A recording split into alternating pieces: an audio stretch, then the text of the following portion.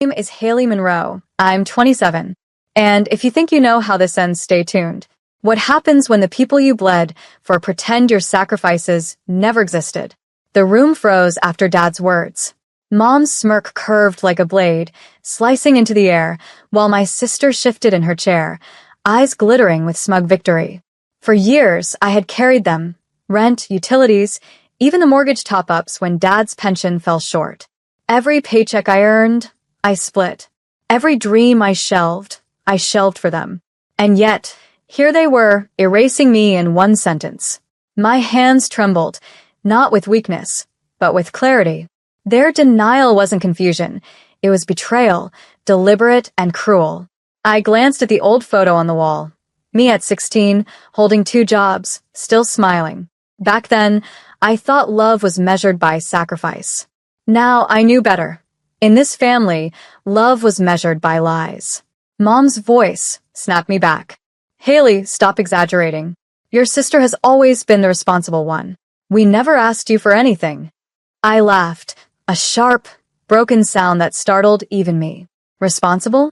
She couldn't balance a checkbook if her life depended on it. Yet here I was, painted as the selfish one. I locked eyes with my father. Every bank transfer, every receipt, I saved. If you really want to erase me, fine. But don't you dare erase the numbers. Don't erase the truth. Silence. The kind that weighs like thunder before a storm. My sister bit her lip, suddenly nervous. And in that silence, I realized the ledger of my life wasn't empty. It was full, overflowing with proof. They thought they buried me in denial. But numbers don't lie. And soon neither would I. The night I walked out of their house, I carried nothing but my purse and a flash drive. On it sat every transfer, every memo line, every single dollar I had funneled into their lives. $1,200 for the leaking roof, $800 for Mom's dental crown, $2,500 for Dad's emergency loan that was never repaid. Add it all up, almost $61,000 over 7 years. And now they claimed they never received a cent. I drove home with the steering wheel shaking beneath my grip. Betrayal has a strange sound. It isn't screaming or glass breaking. It's the quiet hum of tires on asphalt while you replay every memory and realize it was built on lies. By morning, my phone was buzzing. 50 missed calls, half from Dad, half from my sister. I ignored them all. Instead, I printed the bank statements, every one in crisp black ink, and laid them across my kitchen table. It looked less like family support and more like evidence in a courtroom. When Mom finally texted, her words dripped honey and poison. Haley, don't make this bigger than it is. We all know you struggle with exaggeration. Just let it go, for the family's sake. Exaggeration. My blood boiled. I wasn't exaggerating. I was exhausted. At work, I forced myself to smile through meetings, but the truth followed me everywhere. I remembered skipping vacations, skipping nights out, skipping the life my 20s should have been, all because my family's bills came first. And now I was painted as the liar. That evening, I called my bank manager. I need certified records. Full documentation. All the transfers to my parents' account. She hesitated. Are you filing something? I swallowed hard. Let's just say I'm preparing for the truth to come out. I stared at the stack of papers, the story of my life in black and white. My sister could smirk. My parents could chuckle. But soon, their laughter would choke on the weight of evidence. Because if they wanted to erase me, I would carve my name back into the ledger they couldn't deny. And this time, it wouldn't be silent. By the weekend, whispers had started circling in our extended family. My aunt called first, her voice tight. Haley, is it true you cut your parents off? After everything they did for you? I bit down hard on my lip. Their narrative was spreading faster than I could defend myself. Somehow, I had become the villain. Ungrateful daughter, selfish sister. The one who abandoned her family. Meanwhile, my sister basked in sympathy, telling anyone who would listen that she had carried the family on her back. But the numbers said otherwise. And soon, everyone would see. That night, I opened my laptop and created a folder. The Truth Project. Inside, I scanned the certified bank records, labeling each by date and purpose. Every $300 grocery top-up, every $400 temporary loan, every $5,000 emergency bailout. I paired each transfer with text messages where my parents had begged for help, their words dripping with urgency. Please, Haley, your sister is busy. You know she can't handle money. Just this once. Just this once, repeated dozens of times. The more I compiled, the clearer the pattern became. I wasn't just helping. I was the lifeline. And lifelines, once severed, leave people gasping. Still, my chest ached. Part of me wished it wasn't true, that my parents hadn't chosen lies over loyalty, that they hadn't erased my sacrifices with one cruel chuckle. But denial was no longer an option. 2 days later, Dad showed up at my apartment door, gray-faced and sweating. He didn't ask to come in, he barged. What are you trying to do, Haley? Ruin us? Embarrass us in front of everyone? I held his gaze, calm but steady. I'm not ruining you. I'm reminding you. He slammed his hand against the counter. We told you. We never got that money. I slid the stack of certified statements across the table. His eyes dropped. His hand shook. For the first time, I saw fear flicker behind his anger. Because denial works until the paper trail walks into the room. And my trail had just arrived. Dad's hands trembled as he flipped through the stack. Every page was a mirror, reflecting back the truth he had sworn never existed. I watched his jaw clench, his breath grow shallow. He wasn't looking at numbers. He was looking at years of betrayal exposed in black ink. Where did you get these? He muttered. I almost laughed. From the bank. From reality. Where do you think? For the first time in my life, my father, the man who always thundered over every room, seemed small. But before he could answer, my phone buzzed. A new message from my sister. Careful, Haley. Some things are better left buried. Buried. The word sent a chill down my spine. She wasn't just covering lies. She was protecting something bigger. Something darker. I met Dad's eyes. So that's the game? Pretend the money never existed.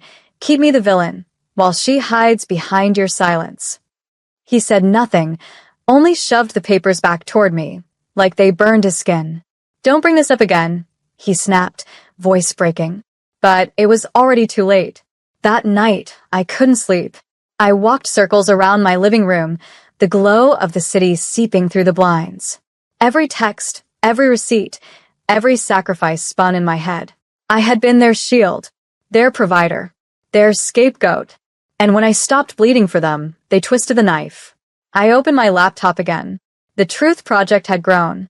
Now, I began drafting a letter, not for them, but for the people who had been fed their lies. Aunts, uncles, cousins, friends who had looked at me with judgment in their eyes. The letter began with 6 words. Numbers don't lie, but people do. By the time I signed my name, my pulse had steadied. I wasn't just fighting for acknowledgement. I was reclaiming my voice. And the louder I wrote, the quieter their lies became. Sunday dinner was supposed to be family time. Instead, it became my stage. I walked into my parents' house with a manila envelope tucked under my arm. My sister was already there, lounging on the couch, her smile sharp as glass. Haley, she purred. Finally decided to apologize? I laid the envelope on the dining table and slid it across. Not an apology. Evidence. Mom frowned, but curiosity got the better of her. She pulled out the papers, certified transfers, receipts, messages begging for help. Her eyes darted across the lines, her face draining of color. Dad shifted uncomfortably in his chair. My sister, however, only rolled her eyes. This doesn't prove anything, she scoffed. Anyone can fake paperwork. I leaned in, my voice low but steady. Then explain the matching withdrawals from your account the very next day. $700 here, $1,200 there. You were the one spending it, weren't you? Her smirk faltered for just a second, enough for Mom to notice. The silence was thick, suffocating. For years, I had been their invisible lifeline, the daughter who gave without question. But now, the truth was laid bare, and my sister's polished facade was cracking. Dad tried to regain control. Haley, enough. This isn't the place. Isn't the place? I cut him off. This is exactly the place. Right here, at the same table where you compared me to her, where you said I'd never measure up. Well, Guess what? I was the one holding this family together while she drained it dry. Mom's hands shook as she set the papers down. My sister glared daggers, her mask slipping into rage. And in that moment, I realized something chilling. They hadn't just denied me. They had conspired to rewrite history, to erase me from the narrative altogether. But numbers and courage have a way of burning through lies. And this fire had only just begun. The fallout began the next morning. By dawn, my inbox was flooding. Aunts, uncles, cousins, all forwarding the letter I had sent with the attachments. Some messages were awkward silence, others sharp with disbelief. But a few carried quiet apologies. We had no idea, Haley. Your sister always said she was the one paying. You deserved better. Each note cut and healed in equal measure. Meanwhile, my sister launched her counterattack. On social media, she painted me as unstable and obsessed with money. She posted smiling photos of mom and dad, captioned, "Family means love, not ledgers." The comments flooded with sympathy. But beneath the surface, doubt had been seeded. Because the documents were real, the numbers were undeniable. That afternoon, Dad called again. This time, his voice wasn't thunder, it was gravel. "Haley, what do you want from us?" I closed my eyes. What did I want? Not money, not repayment, just acknowledgement. The simple truth spoken aloud. I had given, and they had taken. But asking for truth from liars was like begging for water from stone. "I want you to stop pretending," I said softly. "That's all." There was silence on the line, broken only by his ragged breathing. Finally, he whispered, "You'll destroy this family." "No," I replied. "You already did when you erased me." That night, I lit a single candle in my apartment. The documents spread before me. The flicker illuminated every number, every sacrifice. My heart should have felt heavy. Instead, it felt light, as if every page was peeling their weight off my shoulders. I realized then, revenge wasn't about shattering them. It was about reclaiming myself. And once you've tasted freedom from lies, there's no going back to silence. Tomorrow, the world would hear the story in my voice, not theirs. And my sister's perfect mask? It was already crumbling. The invitation came disguised as a peace offering. "Family dinner. One last chance to talk this through," Mom's message read. I almost deleted it, but something inside me whispered, "Go." Not to reconcile, but to watch the truth fracture under its own weight. When I arrived, the house was too quiet. My sister was already seated at the table, arms crossed, a glass of wine in hand. Dad stared at his plate, unable to meet my eyes. Mom smiled, brittle and desperate. "We don't need to drag this out," my sister began. "Haley's making a fool of herself, sending letters, parading numbers around like they matter. Families aren't built on spreadsheets." I slid a small black binder across the table. Families aren't built on lies either. Inside were not only the certified records, but screenshots of her spending, the vacations she took, the luxury handbags she flaunted, all within days of my transfers. Mom's face drained of color. Dad finally looked up, eyes hollow. My sister's mask shattered. "You had no right," she hissed. "No right?" My voice rose, steady and sharp. "I had every right. Because while you were sipping champagne in Cabo, I was working double shifts to cover bills you swore you'd handle. While you posted filtered photos of hard work paying off, I was sending the money that made it possible." Silence thickened. Mom's hands trembled. Dad rubbed his temples like the truth was a migraine he couldn't bear. I leaned back, letting the binder sit like a live grenade between us. "I'm done explaining. You can deny me, but you can't deny the evidence. The world knows now. And sooner or later, you'll have to answer for it." My sister's lips curled into a snarl. But her eyes gave her away. Fear. Because she knew what I knew. Masks can only hold so long under the weight of truth. And hers was seconds from collapsing completely. The binder sat between us like a final verdict. No one touched it. No one dared. I stood, calm in a way I hadn't felt in years. "You don't have to admit it," I said quietly. "The numbers already have." My sister's mouth opened, but no sound came. Mom blinked rapidly, as if tears could wash away the ledger of truth. Dad just stared at the table, shoulders slumped under the weight of silence. For the first time, I realized I didn't need their words. Their denial wasn't my burden anymore. My proof had spoken louder than their lies ever could. I gathered the binder, slid it into my bag, and turned to the door. "This isn't about destroying you," I said, pausing. "It's about saving me." When I stepped outside, the air felt different, crisp, lighter, almost forgiving.